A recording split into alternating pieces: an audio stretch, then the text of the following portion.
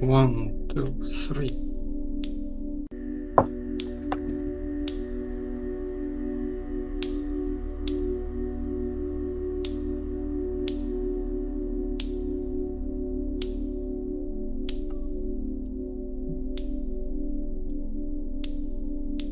One, two, three.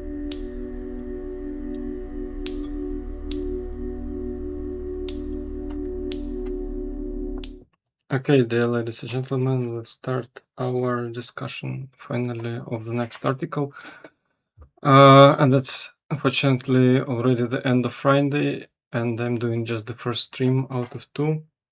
Yeah, I have such a little delay, but the good news is that still we have a stream, still we have a discussion, the channel is not dead, the format is not dead, and that's already a big achievement because, you know, if you do PhD, sometimes it's more profitable for you not to do any stream, not to do any YouTube channel, just sit, think about your PhD, and then not so much happens actually. Maybe some people struggle with search for postdocs, or some people abandon science at all.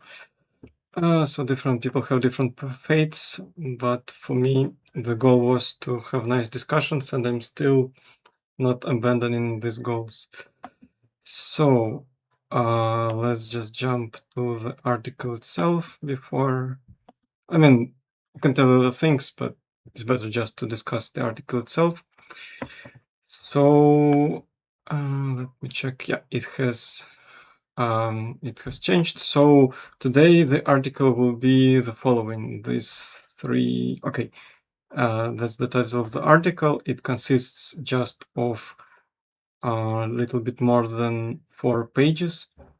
Okay, maybe 4 pages totally, because here we have a space for a title, and here we have just a plot.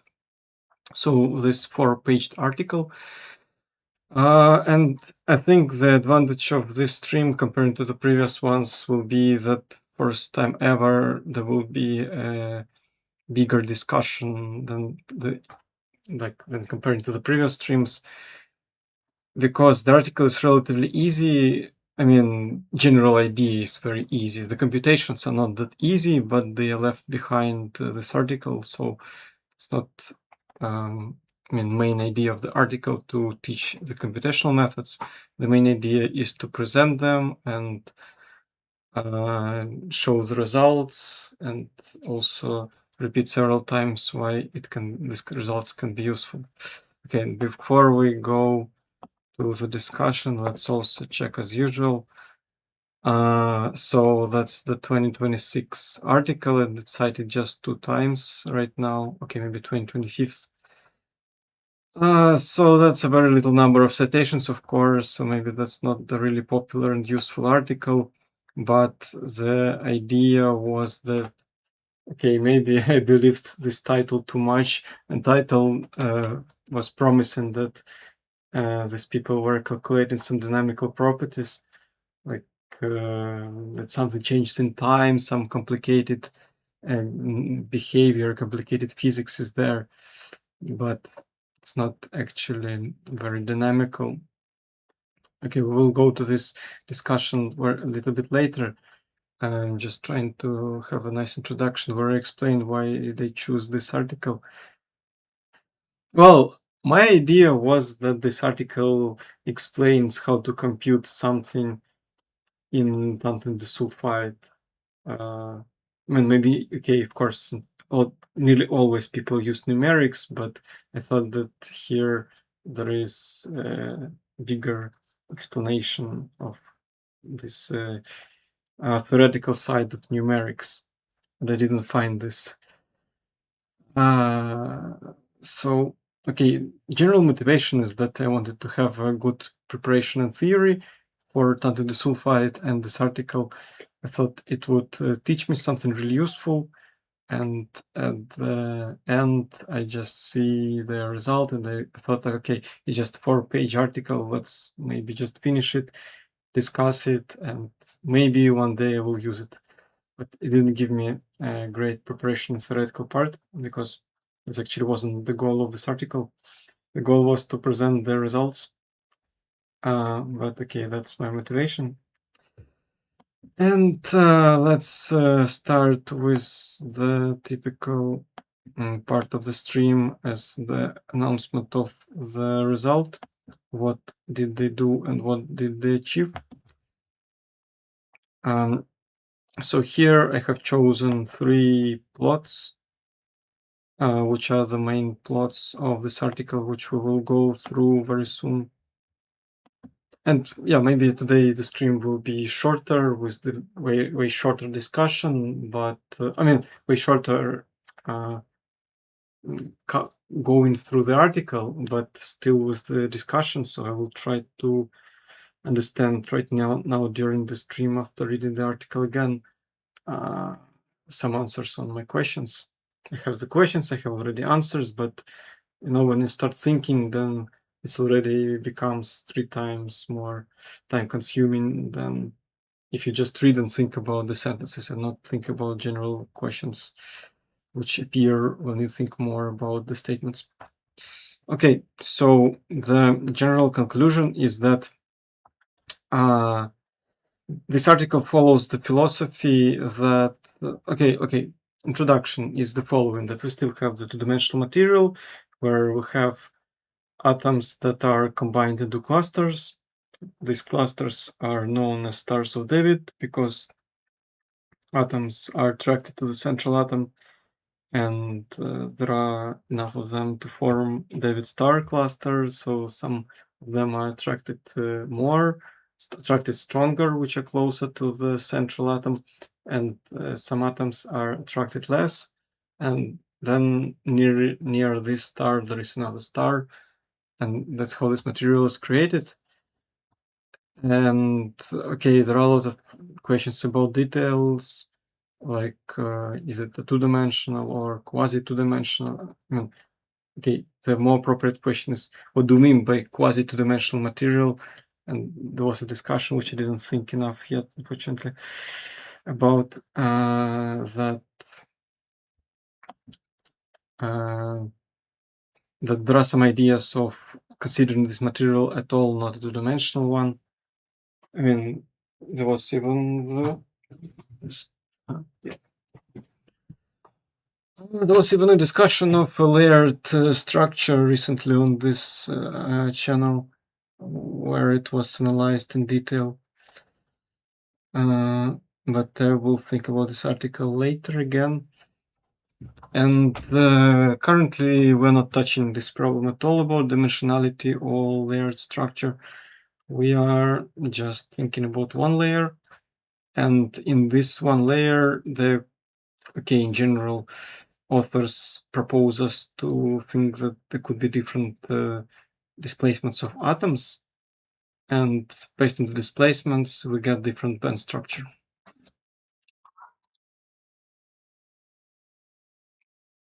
So that's the main message of the article, that was a not very much explained, but still very advanced method of calculation. They get the band structure as the function of displacements, extra displacements of the atoms. So here this K correspondence is shown, like here this is the displacement. I mean, this is the absence of extra displacement. That's where atoms of a lattice moved closer, so the star looks like this. And if atoms move far away from the central atom, then the band structure looks like this. So that's their predicted band structure. And that's the intermediate stage where we do not the full calculation, but half of the calculation.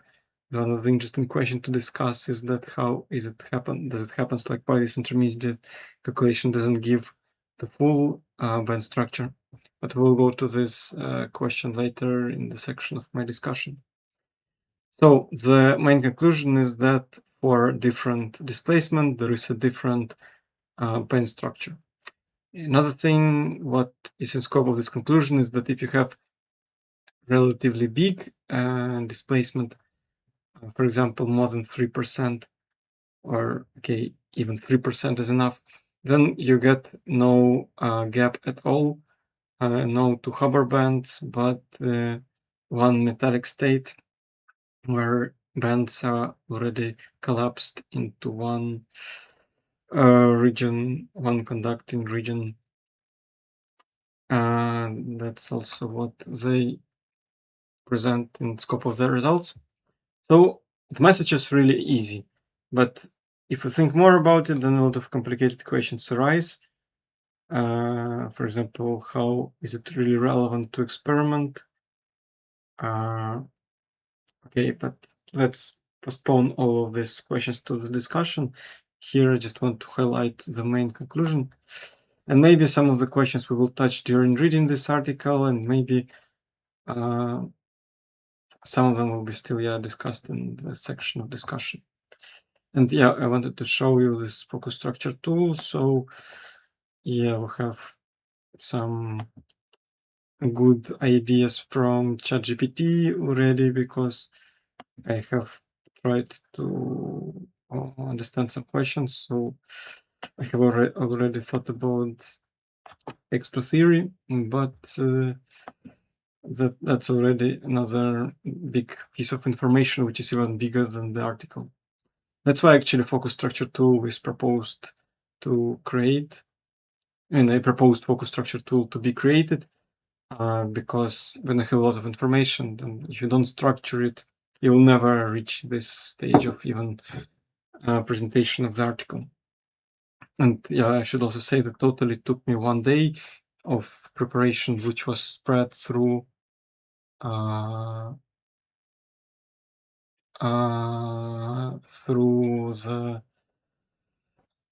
whole week, because I was also doing some organizational things, and I have also PhD. But okay, so let's just go through the article and understand what did they write, and what are the main statements here. And maybe it will be way faster than during previous streams, because there is no sense to spend a lot of time on the statements. There is actually maybe idea of spending more time on the discussion and thinking after the stream. So maybe I will shift my framework to this format. Okay, so the title is Dynamical Control of Coulomb Interactions at Hubbard Bands in Monolayer of tungsten disulfide by Notter, A. Horn, and Gunner. So, by the way, there is 1T phase, and I mean, when you read a lot of articles, you already don't ask this question, and this question is already written in another article, so I wasn't writing it here. But okay, we can ask what is 1T, why exactly 1T? And that's the question beyond this article, unfortunately. So 1T tungsten disulfide is just this material which is considered. So let's not go to this direction and discuss exactly this phase, because that's just the label of the phase. And you can remember some little discussion of this from the previous streams. So there is some reason why exactly this phase is the most interesting phase out of all other phases. So okay, let's read the abstract. So first sentence tells us that there is such a monolayer. Second sentence tells us that okay, people are doing time-resolved spectroscopies, so they try to measure some dynamical properties, and something is, again, as usual, not clear. Okay, and here we first meet the quantity, which is called charge density wave amplitude. And in order not to talk a lot, I will just point out that by charge density wave amplitude, they mean just the displacement of the atoms of a lattice. So that's what we should remember, and not ask question that charge density wave is actually about the charge, but not about the lattice, because okay, that's how they want to call it, and let them just call this this way. I don't think that it's a big really problem, but strictly speaking, it's very confusing label of quantity. Yeah, but something is not clear again in some experiment, which then don't specify right now. Then they show how this was, as I was announcing before,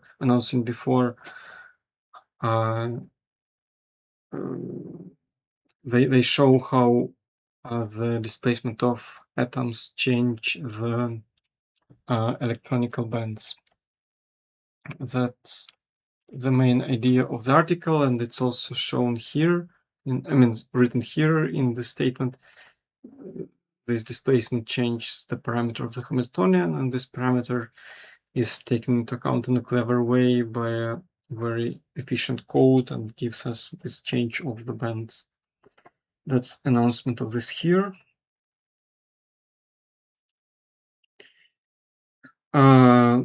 Here there is a conclusion of this general behavior that, and also a name of the method that they are using.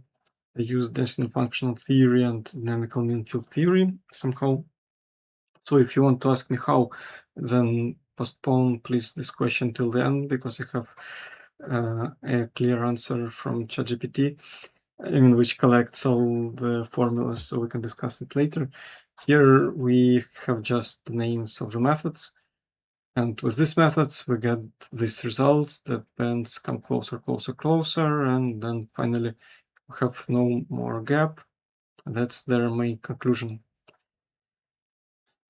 And also there is a strange comment about coupling.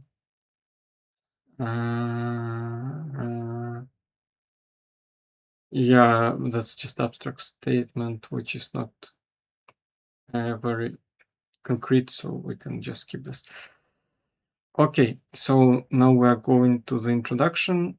So first of all, there are a lot of effects in two-dimensional materials, as we already know from the previous streams. So each effect is a purely different story. So here we don't need to know what is meant by them. And of course, there are a lot of parameters that influence these effects.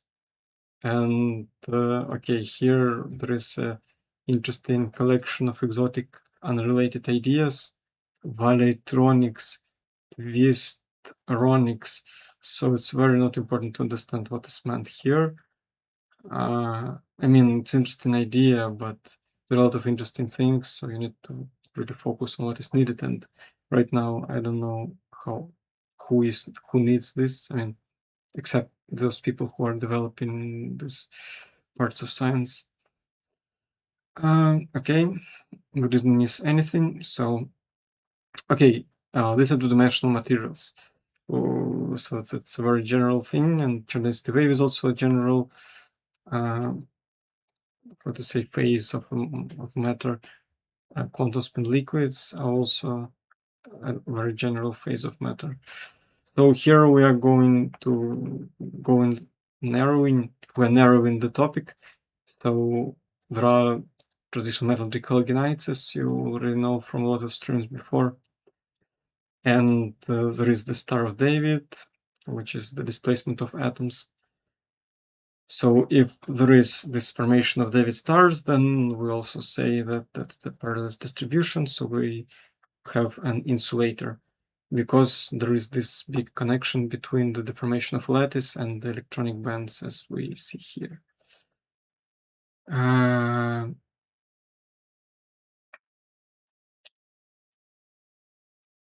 Yeah, okay, but here they say not very precise the statement that's written accompanied by a transition.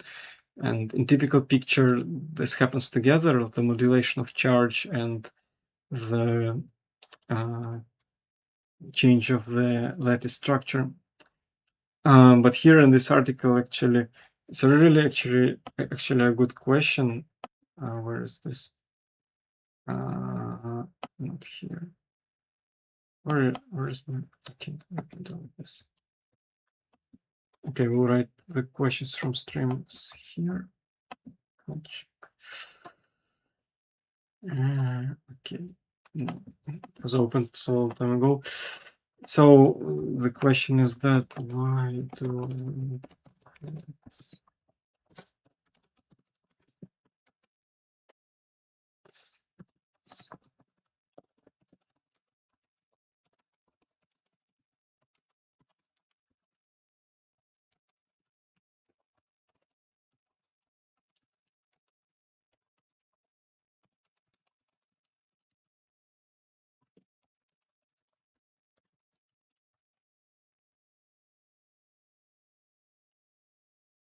where is okay.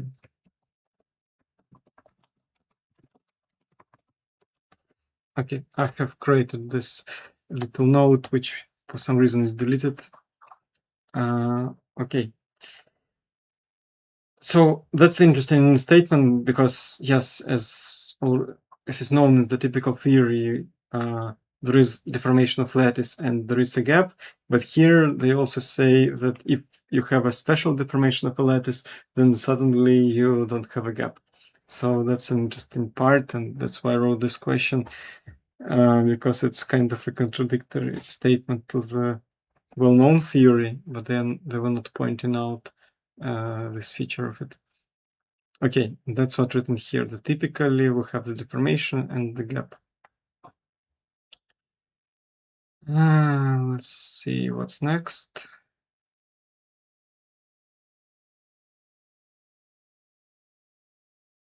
Yeah, okay, so here it's a comment about the bulk and layered property. So in bulk you have some band insulating mechanisms, which is not discussed here, but in monolayer we have a mode insulating mechanism. Just introduction of different mechanisms that can be there. And as you know from the previous streams, there is also a big discussion of the influence of bulk.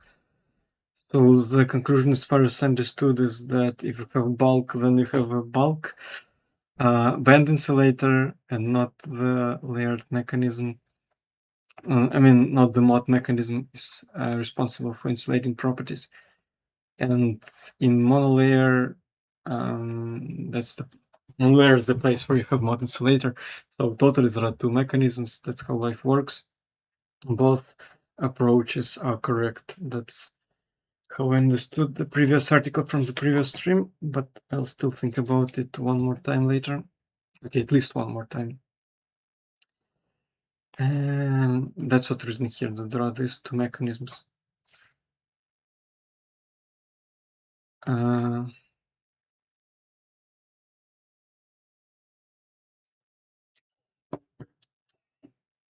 So, okay, here there is the statement which I did not really understand, because one of the typical statement is that we have the gapped material, so there is a gap in the electronic spectrum. Here it's written that there is a half field band at the Fermi level. We also see this band here as the red one, then it will be split to the upper Hubbard band and lower Hubbard band. But I am a little bit confused because I thought that finally this distortion gives us two bands, and that's just intermediate stage. But okay, here what is written is that if you have a monolayer, then you should have this one line. So maybe later it will be more clear what they mean by connection of this plot and this plot. But maybe it means that if you don't take into account electron-electron interaction, then you will have just one line. That's my understanding of what happens here.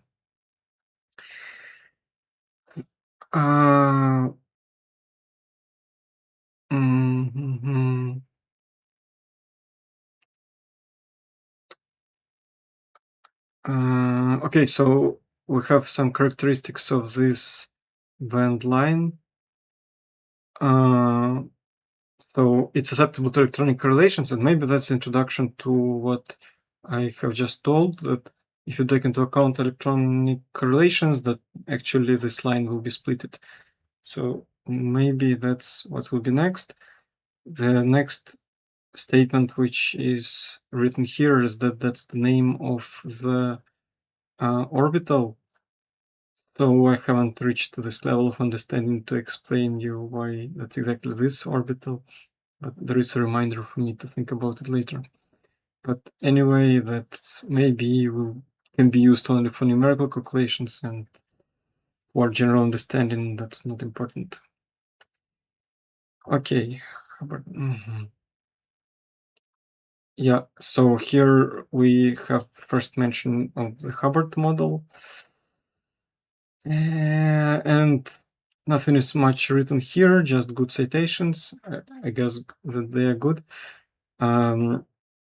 So, okay, that's like a little bit confusing part, because they could have written that totally charge density wave gives us just these bands and don't even show us intermediate bands, which don't take into account electron correlations, but they're doing it in several steps. And here they say that, okay, actually we have some electron interactions and Coulomb energy, and because of this model, which is explained in these cited papers, we got this basically this result. Yeah, and I have written a question, what about other phases? But as I announced before, I will skip all these questions about phases, because there are a lot of them and they're rather complicated, and better not to touch these questions. Anyway, there are more important questions which I would propose to focus on. Now we see the first image, and the first image tells us the geometry of one cluster of atoms that is formed when we lower temperature, for example. And I have already announced that there are different types of atoms. One atom is in the center, other several atoms are closely approximately to the central one, and the third atom is approximately the farthest, and other atoms are not very susceptible to this. Yeah, I had actually discussion recently, like what if we have several David stars here and here? So there are some atoms here. So I guess that they are just not susceptible. They just don't form the Star of David. They just sit there and live their happy life without being distorted also. Okay, but that's the typical geometry of one lattice island of the deformed atoms. And here there's the geometry of the proposed experiment. So it's called time STM experiment. Okay, it's also called pump probe spectroscopy. So what happens that you have a material, you shine light with. Okay, I'm trying to remember based on this picture, maybe with high frequency, so high energy, so it excites electrons to the conduction band, maybe, and then there is the main pulse, which maybe has a bigger wavelength but smaller frequency, and that's the second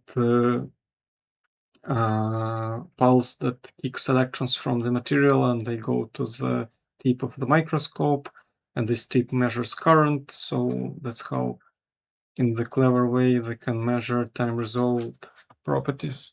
Because, the first pulse gives some non-equilibrium state, and the second pulse probes this non-equilibrium state. So that's the main idea of this image, and I should be assured that nothing is missed here, because it's better not to waste time on reading it again. So that's the caption of the figure. Okay, let's read what's next. So, okay, here I wrote that it's a not very clear sentence, but it's meant that they will be changing this distortion amplitude of the atoms and get the spectrum, as I was already saying a lot of times. So that's just a repetition of this here. And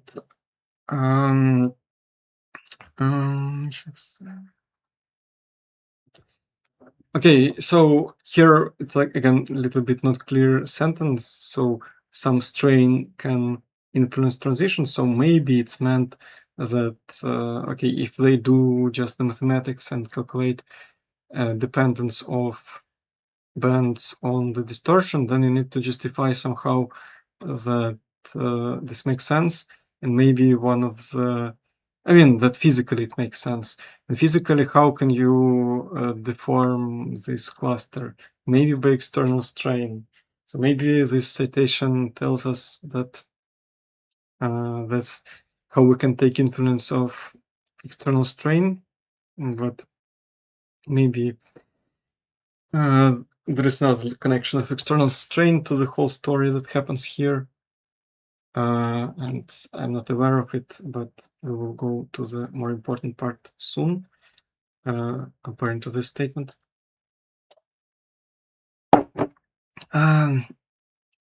Yeah, and okay, throughout this article, we will meet several times promises that they can do something useful. For example, do dynamically control density of electrons, and there is no enough justification in this article that is possible to do it. And I propose to move it discussion of it for later. But okay, in the nutshell, the idea is that if they have some pulse of light, then they can influence the lattice, and if they influence the lattice, then they influence the bands of electrons. And then it can be maybe somehow used for some semiconductor devices, as usual. So that's not what I'm expert in, but the idea stops on this, that we can dynamically control bands. That will be mentioned maybe 5 more times throughout this article. Okay, maybe it's indeed can be so, but I didn't see enough justification in this article. Okay, and there are some details of the experiments of other people who are doing something similar. So maybe their experiments are related to this theory, but okay, we need to read other papers in order to understand it. Right now, in this paper, it's not explained. Yeah, so select point toward the possibility. So we don't know if it's possible or not, but something is pointing out there, us out there. So that's why I'm not commenting the sentence, because, like, point toward doesn't mean that it's there or not there. So it's a waste of time to really think deep about something here. Okay. Okay, here it's written that some people tried to do something about it, calculate something, but still people did not understand how to calculate the Coulomb influence of the Coulomb interaction.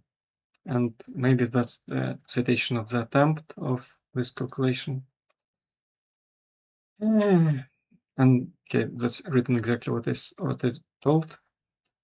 And actually, I don't know what is meant here, because throughout this article later they will say that we're using one part of, the calculation will have 2 stages, and both stages are well established. So it's a strange statement that someone else didn't fully understand it. And why is it insufficiently understood? Because I thought that actually, yeah, they will later cite a paper and say that the confirmation of experiment of their theory is not really a great one. So theory is not really well confirmed because there are other effects. But okay, let me write this question for myself. So did they correct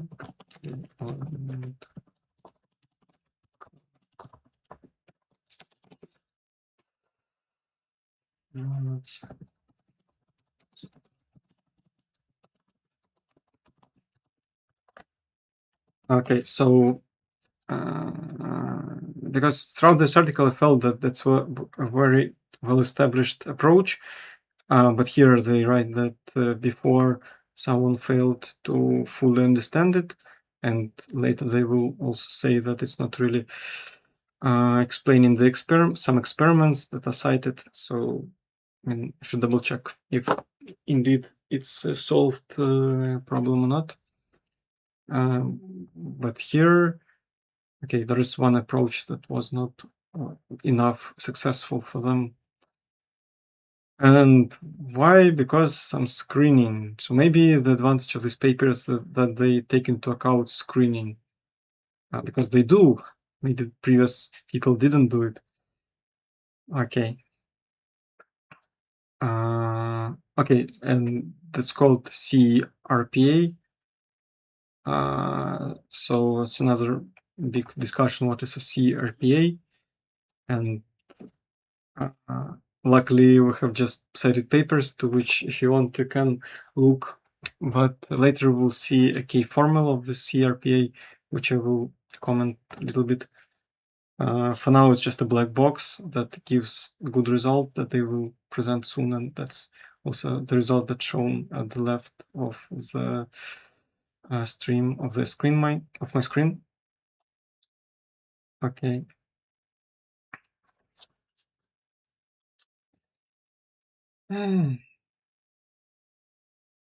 Okay, so as you can see here, that's announcement of the result that will be later and which will be commented also later. So if you have bigger distortion of the cluster of atoms, then you have smaller gap. If you have smaller distortion, you have a bigger gap. And that's what's written here. Yeah.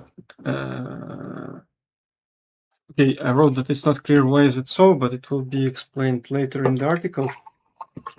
So the idea is that if cluster is tighter, then electrons are more localized. If they are more localized, then I mean, it means that the material is more insulating, so it's very intuitive. But what is good is to have some understanding in terms of formulas, and I will try to explain something later in the section of discussion. For now, that's just the intuition which is announced in the introduction. And here, okay, I should also announce this plot that we'll see later, but the idea is that that's also bands. It's just this was the vertical line before, now it's a horizontal line. So these are two bands, upper Hubbard band, lower Hubbard band. And if you have a 3% distortion of the lattice clusters, then you have already a metallic state. It's just an announcement which will be repeated several times later also. Yeah, and the last statement is the one that I have already introduced before, so nothing is new here. Okay, so we are going to the second out of how many? Let's see, out of 3 sections, so not so much sections in this 4-page article. So section results. So I have already explained the pump probe setup that is used. And okay, that's another comment about the setup. And that's another comment about the setup that I have already introduced.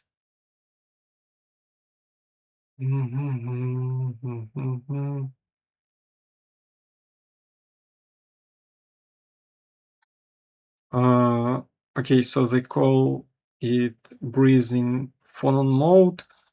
And okay, so that's the philosophy of this article, that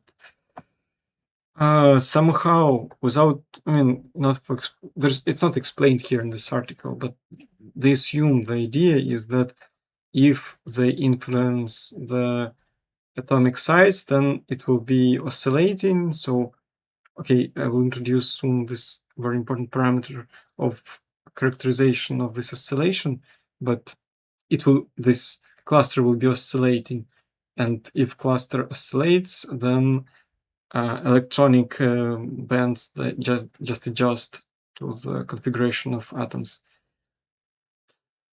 So totally the bands will also be oscillating, and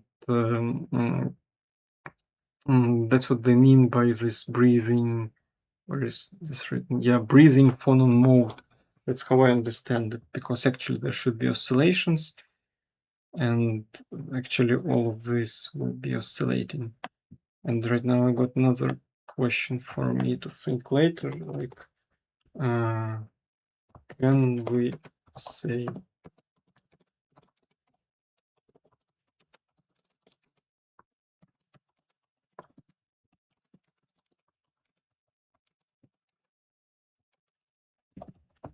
so the question is that actually when we think about the band, we mean whole material, and here here we mean the band corresponding to the one cluster of the material. So for me, it's very not obvious that that's the same band. So maybe if we go from one cluster to another cluster, our model should be changed drastically. So we should not. I mean, maybe they do take into account this. I just don't know how. Somehow they maybe they get. Maybe that's. I mean, I assume that this plot was obtained from one cluster, but maybe it was obtained from several clusters. Let's read further and we'll try to understand this. Okay, but let's assume that the answer is that we can just calculate the band from just one cluster and don't really bother much about interactions of the clusters. Maybe that's indeed just so, but we'll see. So, okay, here that's the important definition of little a, the parameter that is used in this article. So it's just the relative change of a distance. So we know that in equilibrium there is distortion, okay, some distortion of the lattice. And now what if we change? What if we decrease the distortion or increase the distortion? Then we will have this little parameter a, which will be changed, and there's just a percentage of distortion. So all of the plots that I was announcing, they were using this parameter, which is a very easy parameter. Okay, that's the comment about the positive and negative A, which is obvious. And then repetition of the abstract that the spectrum will be the function of little a.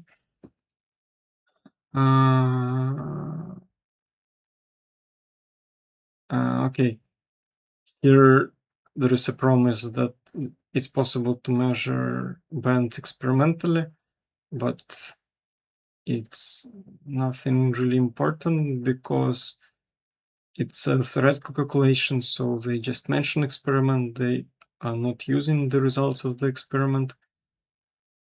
And actually, let me write it explicitly here.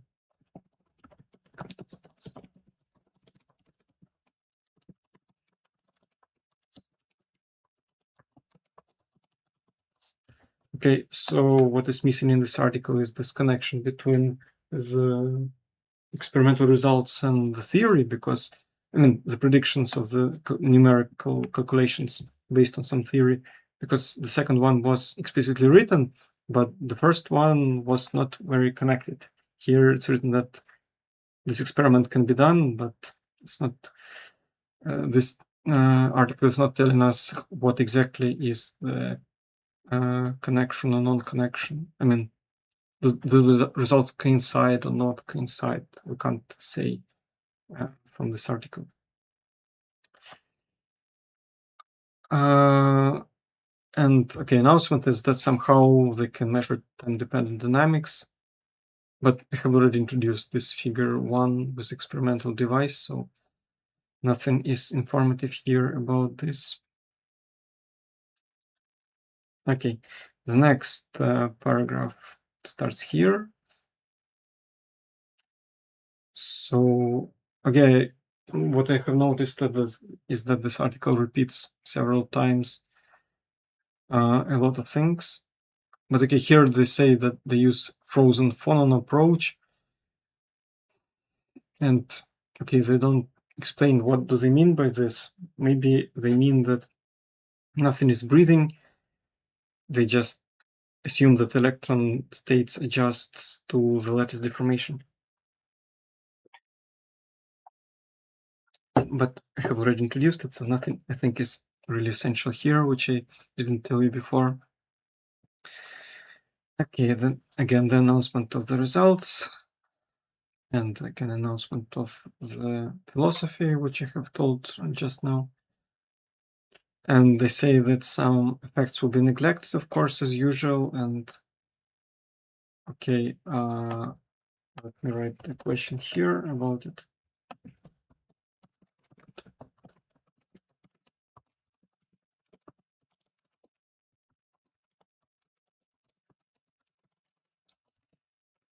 Yeah, so I wrote myself a reminder that they wrote, and since they wrote that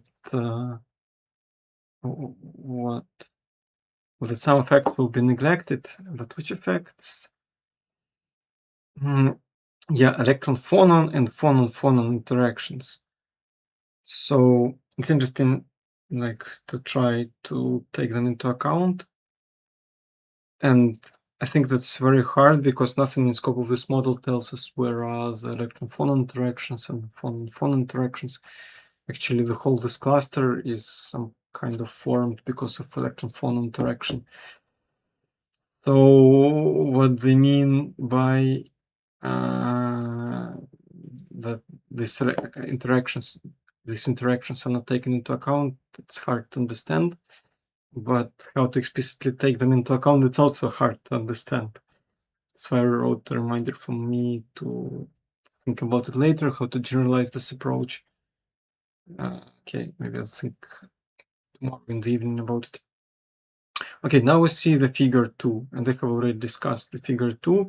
The main thing that I want to emphasize is that here we have one red band, and as I said, I don't like this way of the presentation where they show this red band, because later they will say that, hey, actually there are two bands, so in reality they don't have this red band, they have this plot where there is a gap at the Fermi level.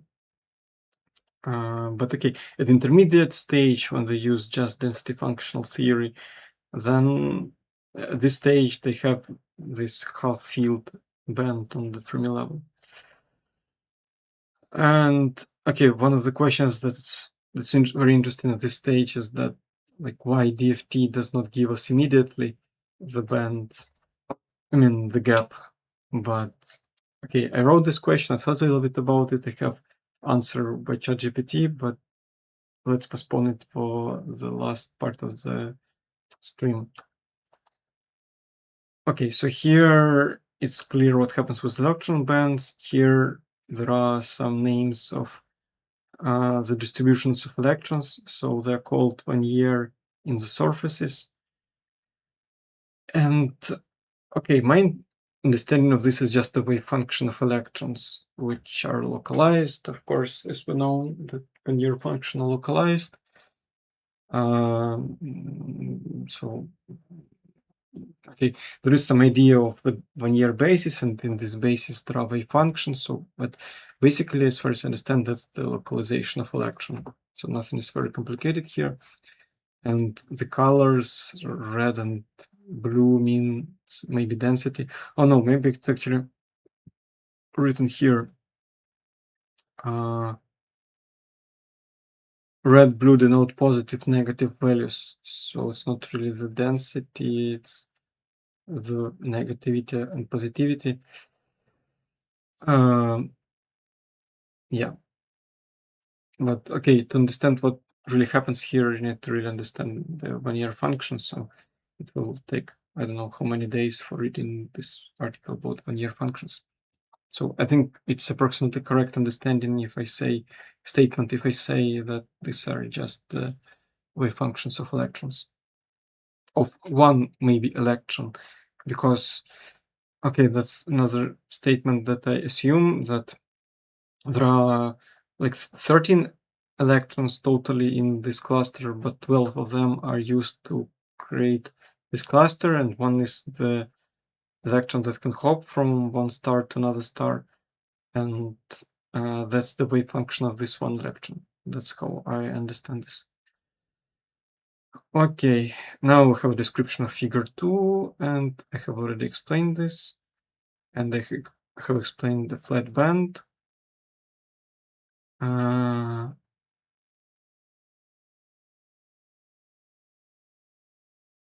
Okay, so that's the name of the code that they used for the this plot. Okay, I can show you here on this side of this plot of the orbitals.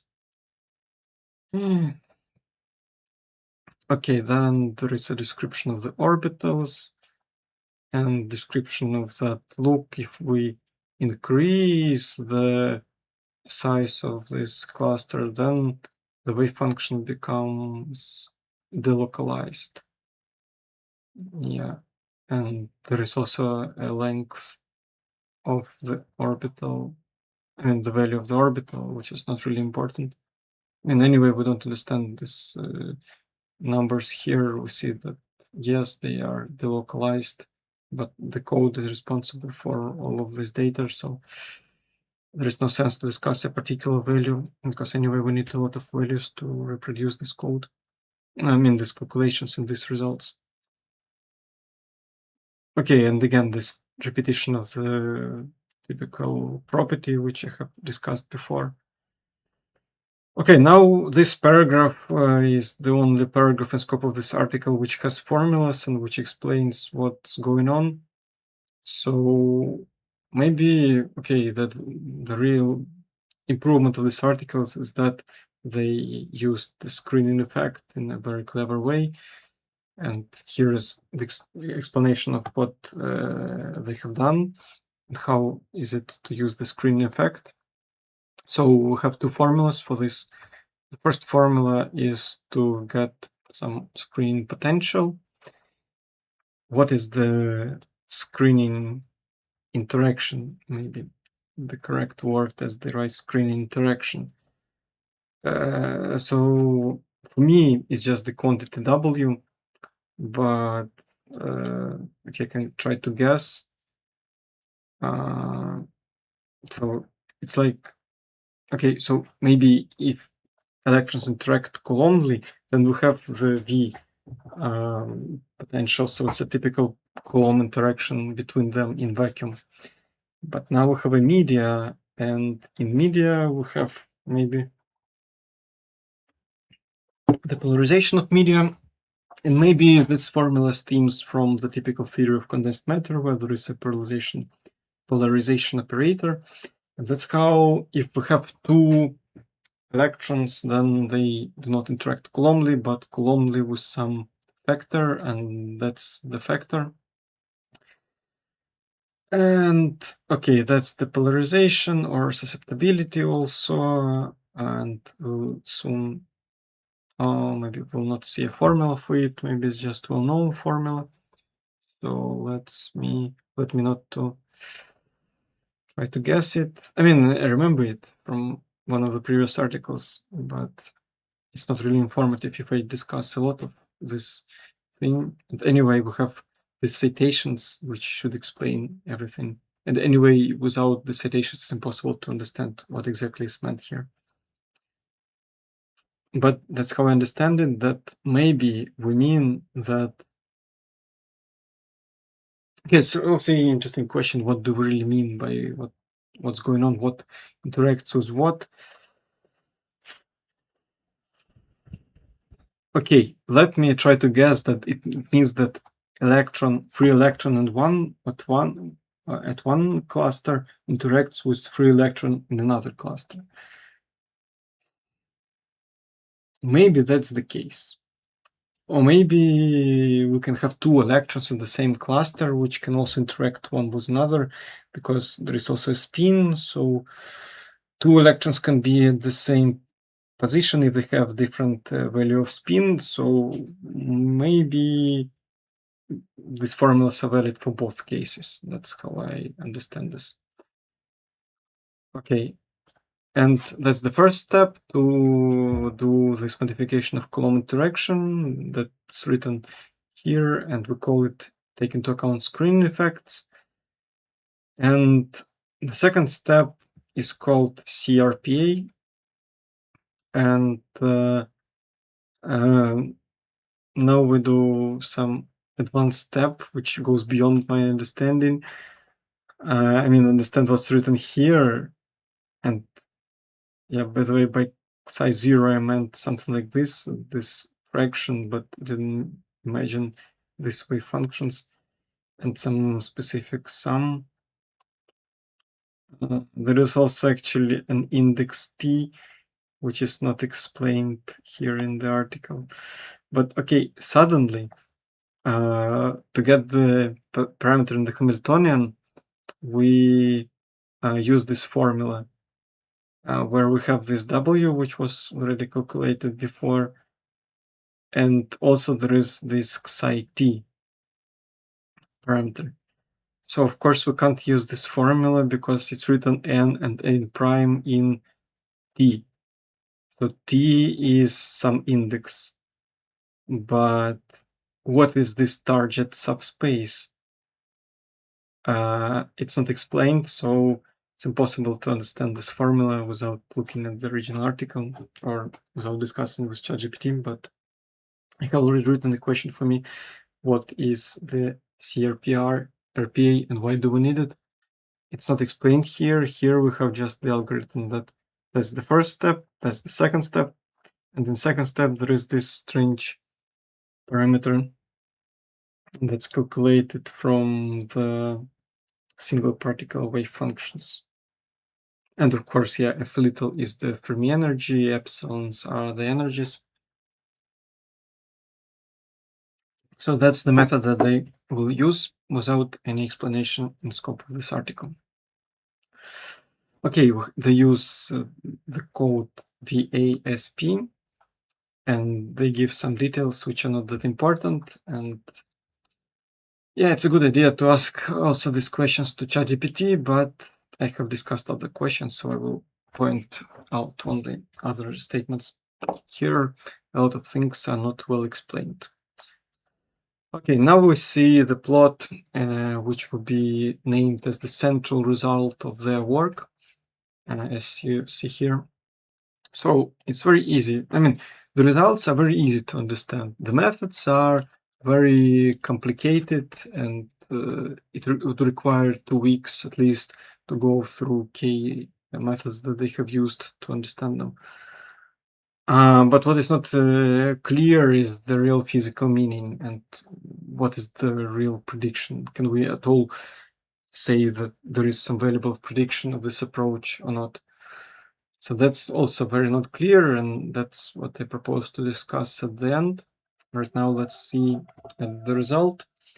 So here there is at the left, there is interaction energy, I guess, which maybe is a parameter in the Hamiltonian, and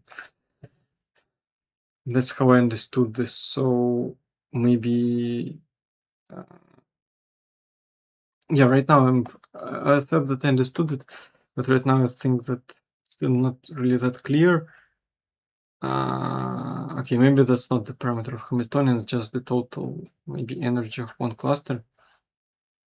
But okay, there is some meaning of this value, and the idea is that still there is the screening and there is dependence on the distortion of the lattice cluster.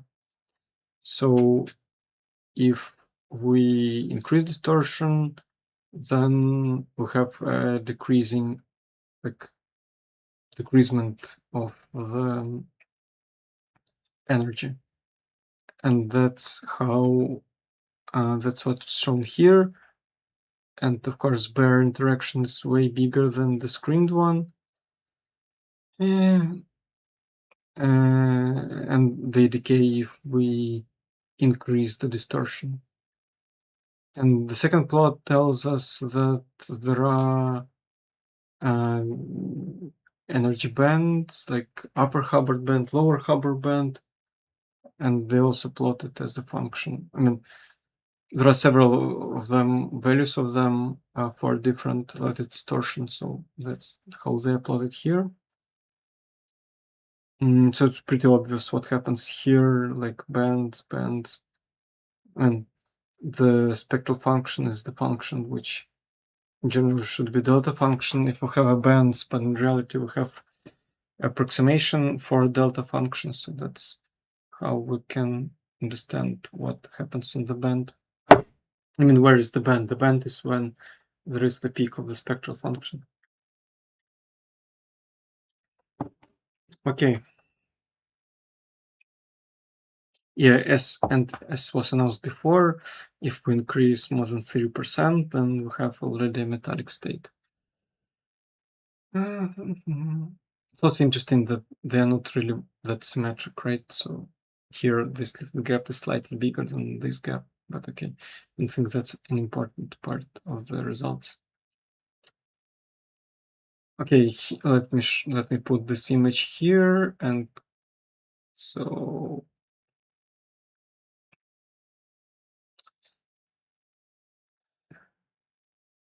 here this discussion of the left side of the figure.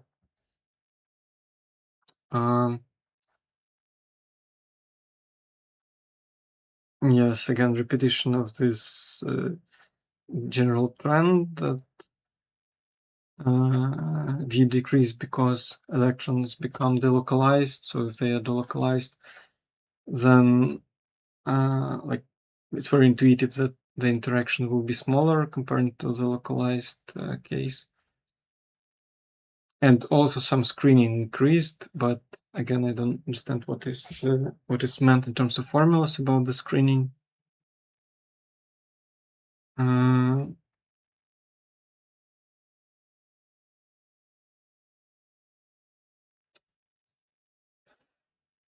Okay, then the sentence repeats what was before.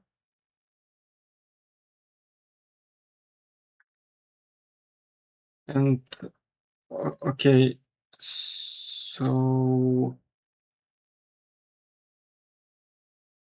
0.4. Okay, so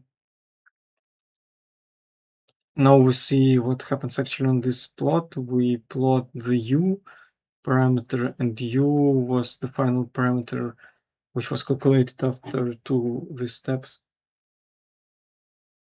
Sorry for the scrolling. So U is the final screening parameter, and what is the bare parameter? I can only guess. So maybe it's the W, or maybe it's V. It could be V. Okay, I would vote for V. But somehow you need to calculate it, and okay, it's actually a good idea.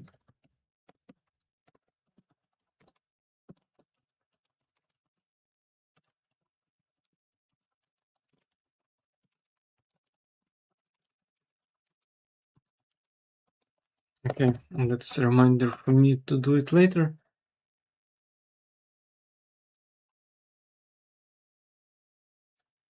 Yeah, okay, but at least in this sentence is very clear. After the sentence, it's very clear what this lower line means, is that U parameter that was introduced before. Okay, now the next step is to get the spectral function from U, and that's already, we've already seen it. That's the spectral function, so we need to get this from this somehow. How to do it is a really great, complicated question, which I propose to discuss later. Let's just go through the statement about which explains how they do it. So first of all, okay, let me even open it here because it might help me understand right now. There is some derivation which I wrote somewhere. Okay, I have the table of contents. Questions.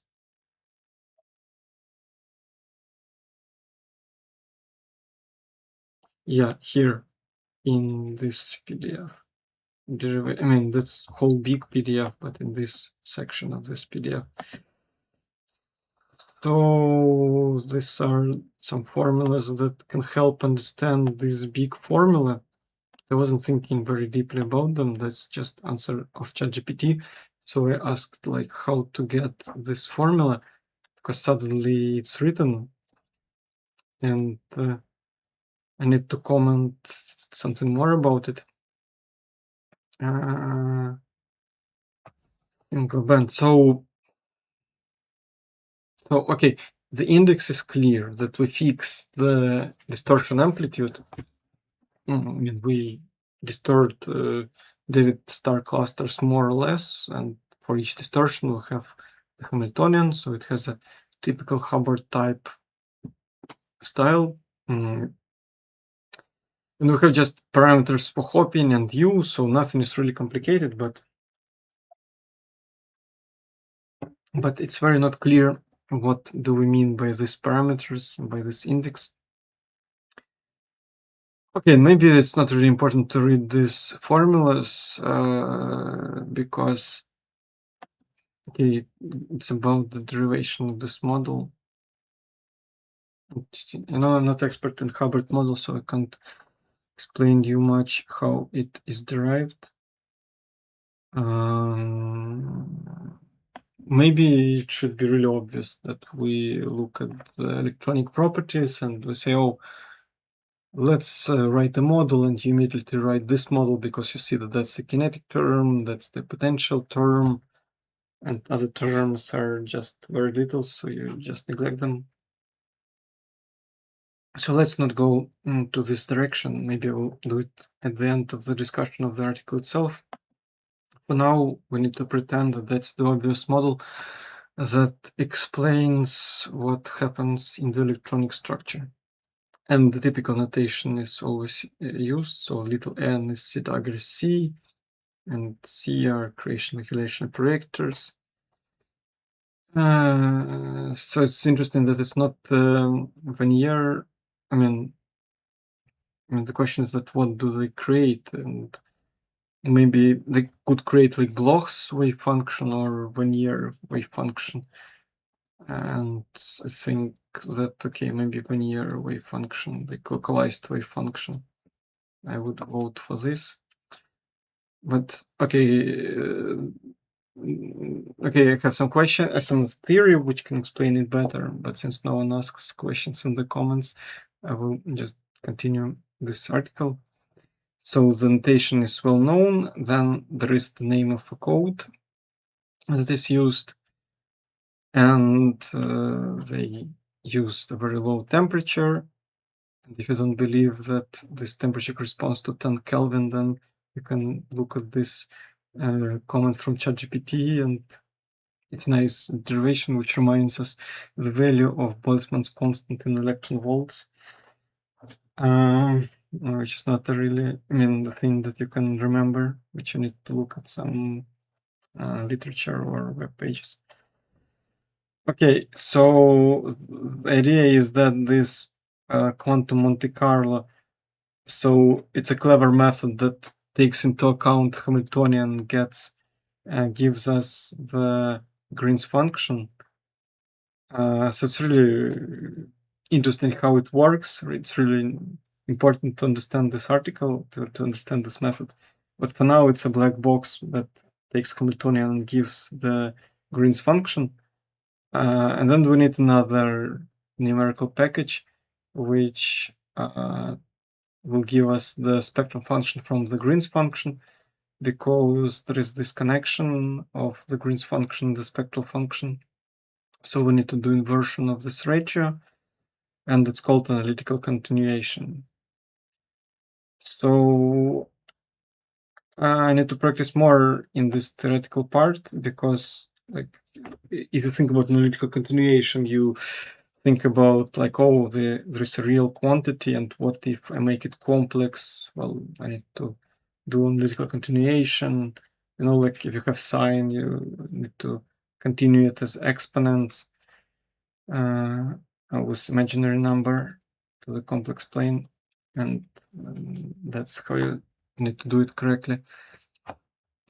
And here, maybe it's exactly this what is assumed, but that's what ChatGPT wrote. And anyway, there is this citation which is essential for understanding of this step, which is called maximum entropy method. And there is, of course, an idea of entropy here, but well, I wasn't ever working with this idea, so I can't comment anymore. Okay, and if you want, you can read the supplementary information, but spoiler, nothing much is written here. There,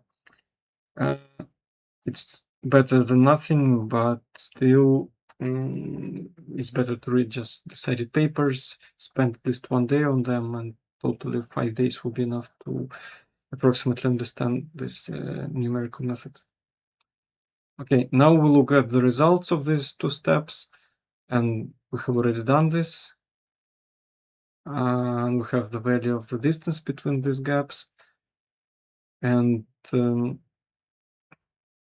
okay, we have already discussed this dependence on the positive and negative A.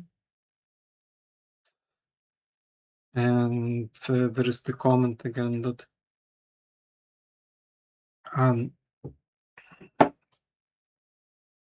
yeah, I mean that in general, okay, I don't see any value in the sentence. The idea is that electronic structure follows the distortion of a lattice, and the gap is present because of parameter UA. So that's why I said that it's not really important to see all these images, because they can distract you. You can think that that's the band, but that's not the band. That's the real band. Yeah, I will delete this picture from the key pictures of the article because it's just distracting. So here we just again we're reminded that evolution of gap follows the distortion of the lattice. And again, repetition of this sentence that I have discussed.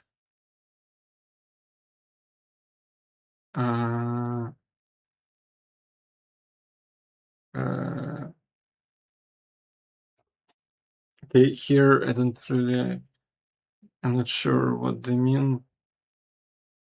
Distortion of electrons.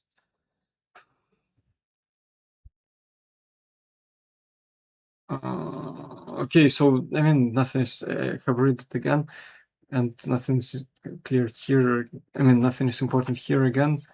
The idea is that, again, like we change A, we have changed the gap.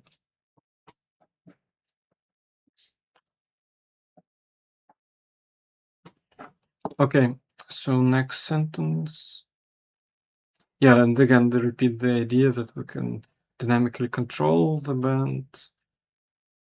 Again, now we see the true bands that they have obtained. Okay, then there is a comment about this true figure. And somehow it's written here that they put these two bands that they calculate on the plot of the bands which were obtained by just DFT. Maybe they mean that DFT gave them really good bands, but the central band is the wrong one, so they don't need to recalculate other bands. They can just recalculate this central gap. And that's how I understand this. Okay, and we already know this labels for the distortion, -1%, 0, +1, +2.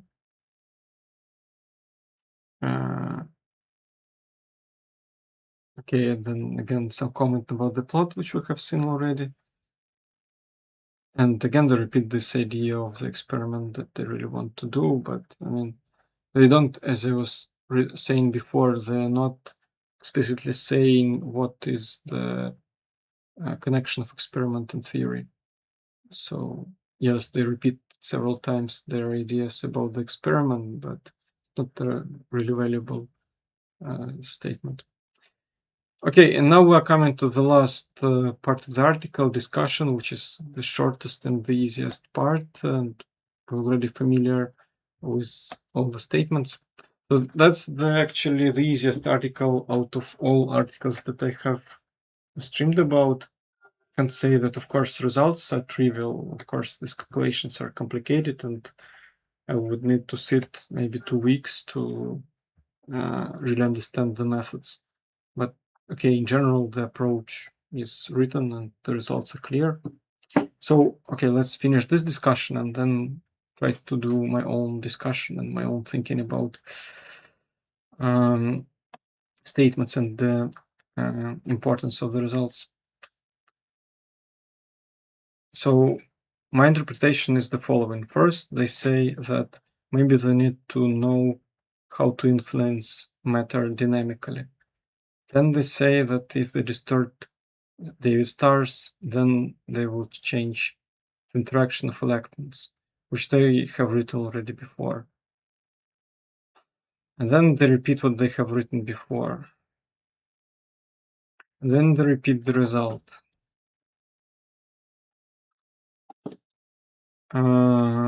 And then, okay, here there is this important sentence which I thought about in the introduction, that here it's written, let me read it exactly how it's written. This predicted changes exceeds the observed experimentally. So basically they say that they do not confirm what is observed experimentally. So maybe at this point you do not to take this theory into seriously into account, because that's explicitly written here that it's not confirmed by experiment. But okay, maybe again that's what they write here. If you improve this calculation by, for example, taking into account other layers, which looks nearly impossible, but there are some works on other layers, or if you distort smaller, then maybe you will reproduce the experiments. But it's a very weak part of the article, I would say, because they don't explain us what is the connection between like some shining of light and distortion of a lattice. Like if you want to predict some like behavior, I need to like know the setup of experiments. So okay, I shine light. Okay, light has some energy, so I need to know what is the value of distortion amplitude to put this distortion amplitude to this theory. I mean, okay, at least to fit the announced results to the distortion amplitude, but this link is not here and I have no idea how to connect this. But so here I'm in this second point, which can maybe save the theory, maybe to use smaller amplitude of the lattice distortion, but nothing is written here about what is the amplitude in the experiment. Okay, let me write it myself. Change.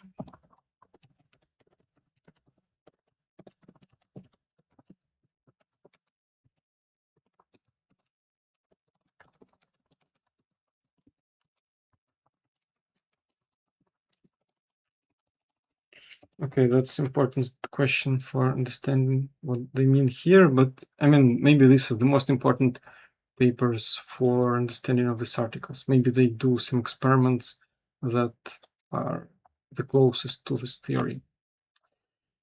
Okay. Okay, but still they say that there is some value of their research. Then maybe this can be useful. Maybe again you can do this experiment, which they have written already 5 or more times. Yeah,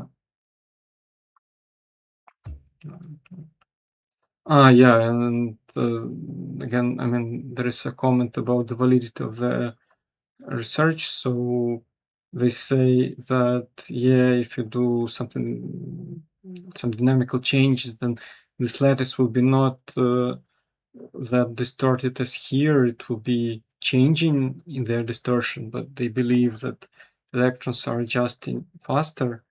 And they thought about it that this makes sense because electrons are lighter, so they can move faster. So it's some kind of expected that they adjust faster. So this view of the dynamics makes sense. And here they also write explicitly the timescales, which they assume. They don't explain why exactly these timescales. Some femtoseconds, picoseconds. I mean, it's not justified here why exactly these timescales. But maybe they know well what's going on, so maybe it's obvious for people who are doing experiments. Okay, and they finish the article by ideas of improving the model. So maybe, okay, as it was announced before, take into account electron-phonon interactions and also Coulomb interactions, non-local Coulomb interactions. So by non-local Coulomb interactions, I think it's meant the interaction of different Davis star clusters, and by electron-phonon dynamics, well, you can imagine absolutely different model, which is not connected at all to this model. But okay, ChatGPT told me that maybe if we take this U parameter, let me remind you this U, yeah, for example, this U in the Hubbard model, if we take this parameter and make it dynamically changeable, and then that's already can be something that captures electron-phonon dynamics. So these are their ideas of what can be done next. Maybe they have already done something because 1 year has passed since they did this article. And again, the article finishes with the promise that they did an important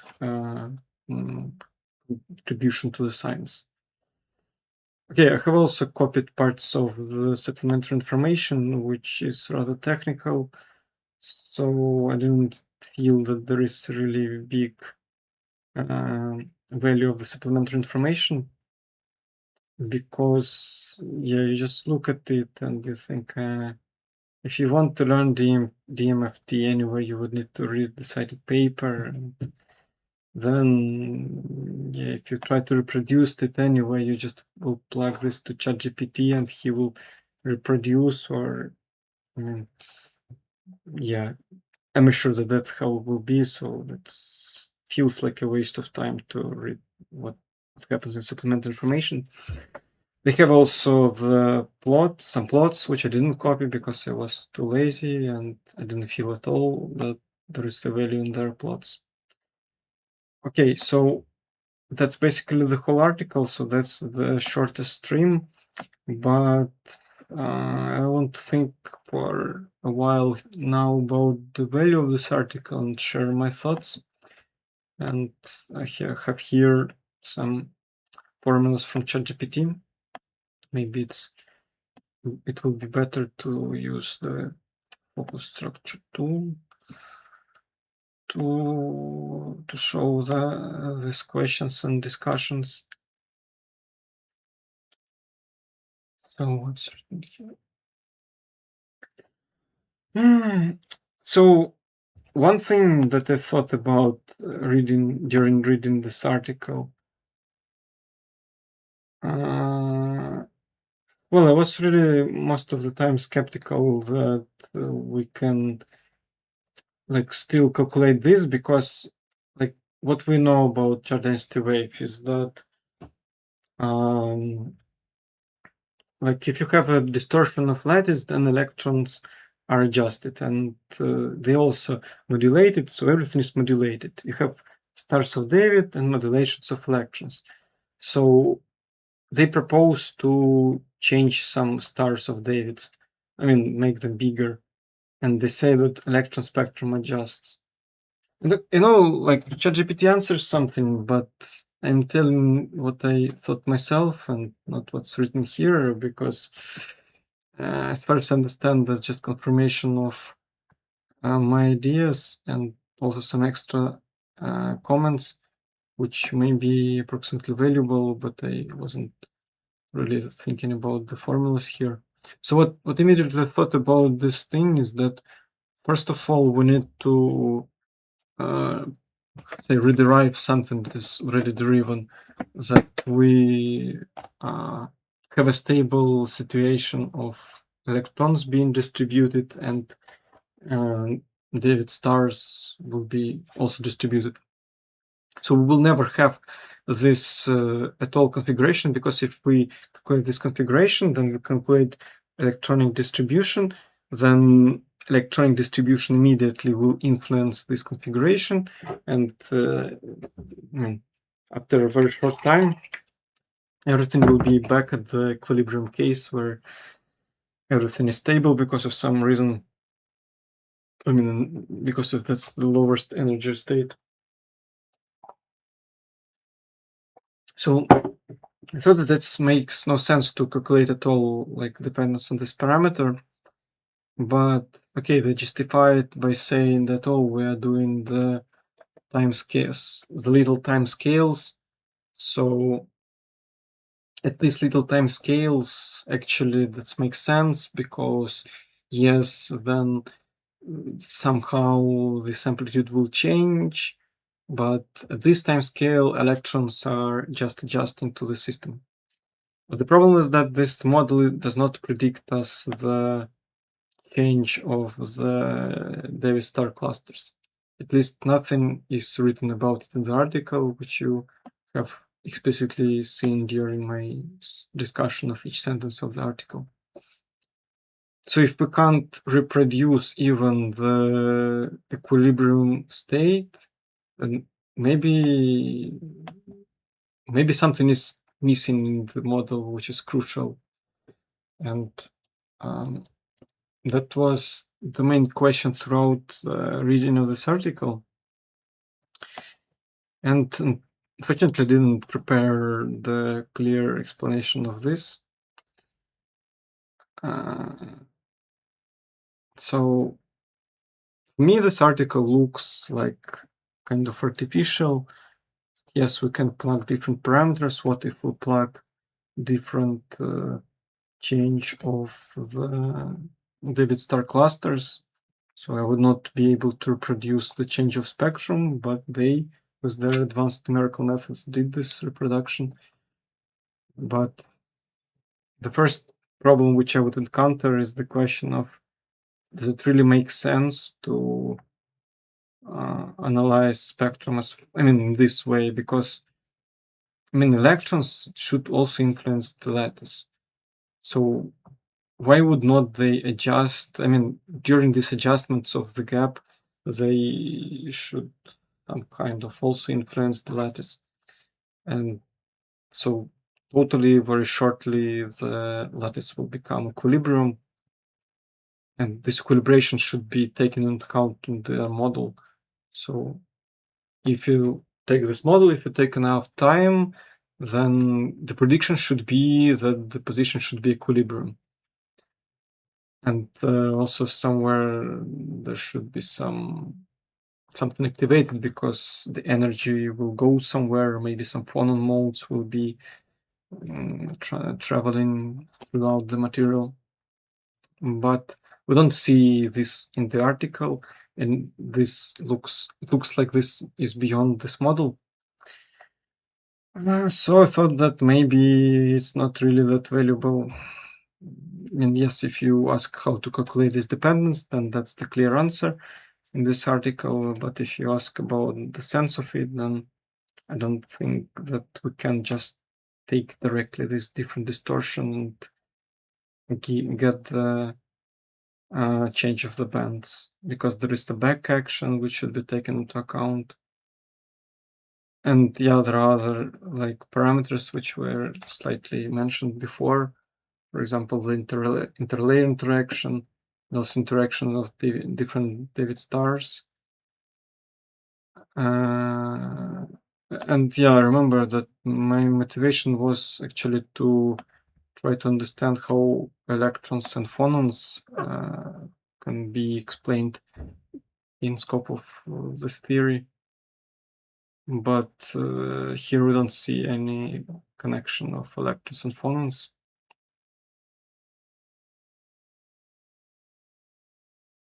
Mhm.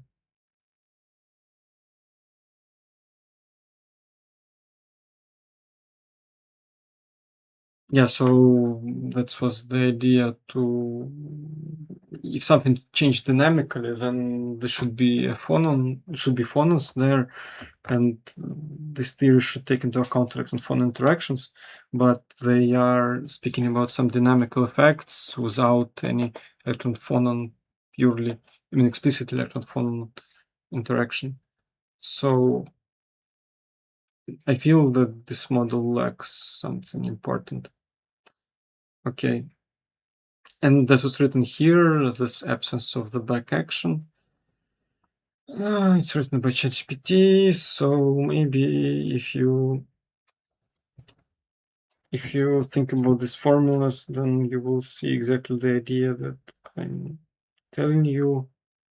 But these are approximately advanced formulas. Yeah.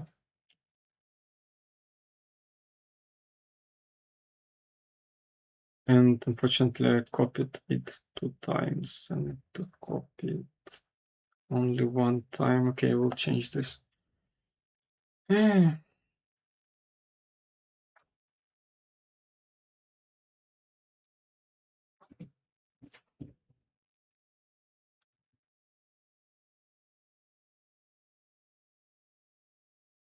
Yeah, and okay, another important discussion is the discussion of how what is it really makes sense to say that electrons adjust to the lattice, and that of course happens if these timescales are so, and it should be justified. And here I ask ChatGPT to do it, and that's the result.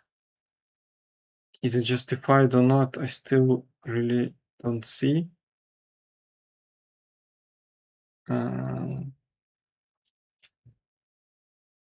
Okay, so that's an open question for me, and I can't comment much about it.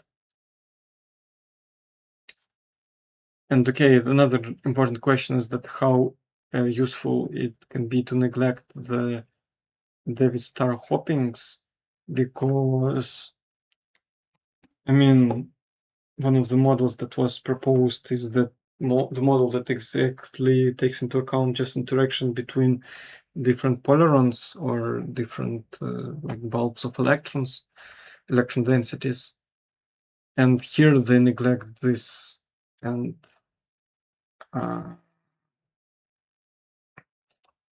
it's another open question for me uh, how reasonable is to neglect this, but maybe the answer is that there is a little value influence of this to the spectrum, because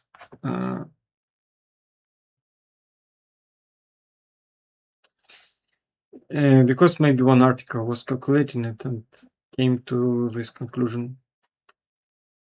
That's just an open question. There is some theory here written here, but okay, we just can conclude that if ChatGPT gives you an answer, then it's not always moving forward. It's not. I mean, it cannot move you forward. It can give you just information. You can stuck with this information. So, just want to tell you that that's an open question for me, at least, to really be assured that this term can be neglected. Okay.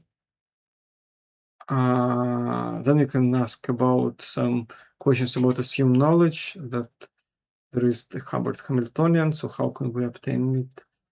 And yeah, by this whole formalism of second quantized fields, so on, and this integrals, which will give us the parameter of the potential, then and one band approximation can be done. So I will learn it later, but somehow in a standard way this can be reproduced. And okay, here there is interesting actually also question about general understanding of the article. So suppose you have read this. So how to do the reproduction of main results? So suppose you change the suppose you distort the David star lattice, then how to get the spectrum? So it's not really explicitly written in the article, but I have prepared the step-by-step guidance, which is written, of course, by ChatGPT, but okay, let's just go through it because it's really useful. It's a main takeaway of the article that actually this path exists. So first of all, you define little a. Second of all, you create new potential with new coordinates because atoms were moved.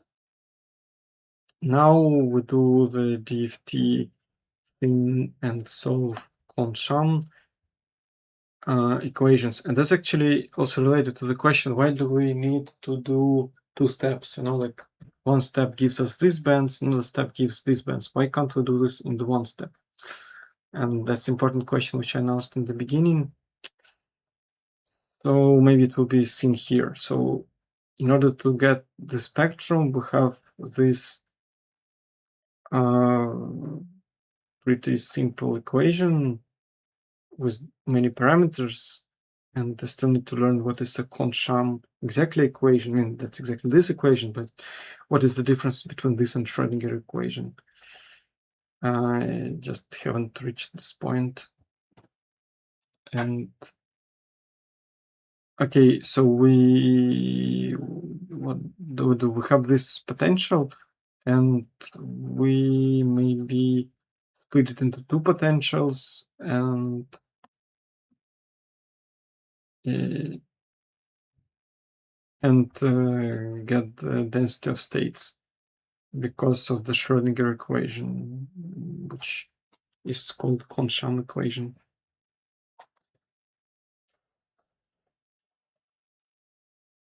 Okay, now we go to maybe do some approximations. Then we go to the Vannier orbital because maybe how this Hubbard model works with Vannier orbitals, and that's the standard formula to this transformation. Then we calculate the hopping parameters because we know the Hamiltonian. Now we calculate the screening parameters. And then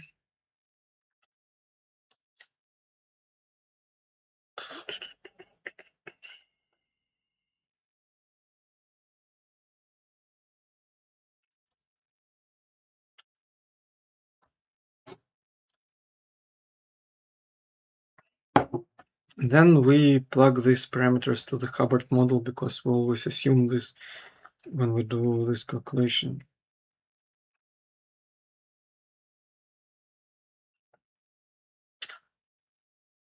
Okay, now there are formulas for DMFT, which is realized in scope of the code, but as I was saying, we have this model, we have this black box, we'll get the Green's function. So the self-energy should be calculated, and I guess that there is a formula for the self-energy. And then the analytical continuation, and then the spectrum. So that's the chain of calculations. So the main question which is here is that why do we still need two steps? Why don't we have just one step? Why don't we immediately write this Hubbard Hamiltonian to get the bands? And maybe the answer is that there are these parameters, and these parameters are evaluated only after knowledge of the band, because then we do some screening ideas and transformations, and that's how we get this. But okay, that's one of the important directions to understand how to do it from the first principles.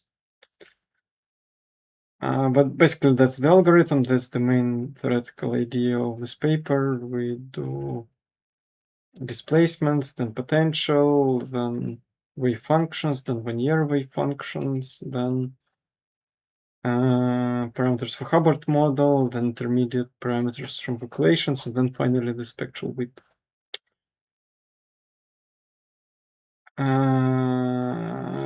Okay. So maybe at this point I can just finish. Yeah, because approximately these are all my questions.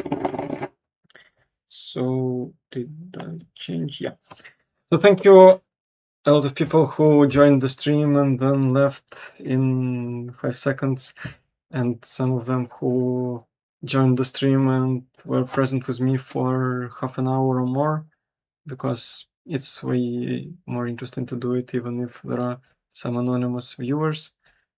And okay, that was the easiest article out of all articles that I have been streaming about during the history of this channel. So the main conclusion is that yes, you can do such calculation. Is it important? Maybe it can be used, but maybe no. Most likely no. Most likely it can't be used, but it teaches us that there is an efficient code that does a good job. And it's interesting topic to think about, how to derive this or similar results, how to do an advanced version of this model that takes into account that it can be a calibration also of the electronic density and the distortion of the lattice. So, okay, I did the first article this week. Second article will be most likely in 1 day. Thank you for watching and see you later. Bye-bye.